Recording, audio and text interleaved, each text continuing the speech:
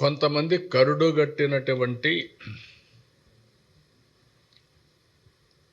నేరస్తులు,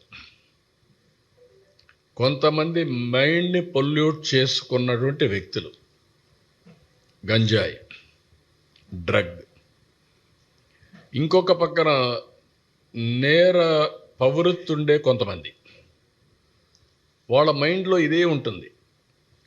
అలాంటి వాళ్ళని ఎంకరేజ్ చేసే వ్యక్తులు ఉంటే రెచ్చిపోతారు. అందుకే నేను చాలా స్పష్టంగా చెప్పా, ఎవడైనా సరే ఆడబిడ్డల జోలికి వస్తే అదే చివరి రోజు కావాలి, చేసి చూపిస్తాం. It is a matter of time. But నేను ఒక మాట చెప్పే ఎలక్షన్ ముందు, డ్రగ్స్ అడిక్ట్ అయిన వాడికి అంత ఈజీగా పోదు. వాడికి భయమైనా ఉండాలి, లేకుంటే మార్పు అయినా రావాలి. డీ అడిక్షన్ చేయాలి, లేకుంటే అతను ట్రీట్ అన్న చేయాల్సిన అవసరం ఉంది. Will do it. I'm very clear.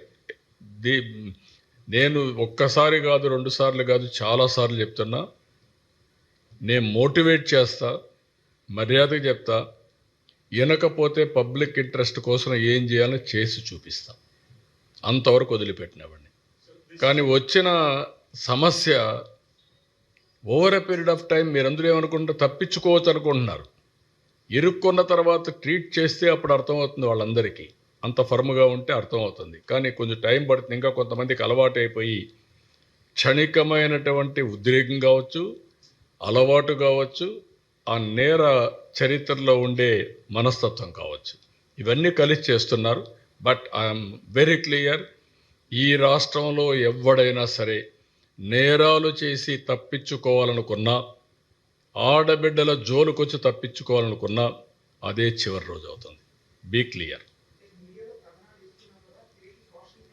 Know what ఇది అలవాటు అయింది. ఇంకా మీకు అందుకని సోషల్ మీడియాలో వేయడం, అలవాటు చేసుకోవడం, వాట్ నాన్ సెన్స్. 3 years ఆడబిడ్డల పైన ఏంటి అత్యాచారాలు ఏంటి?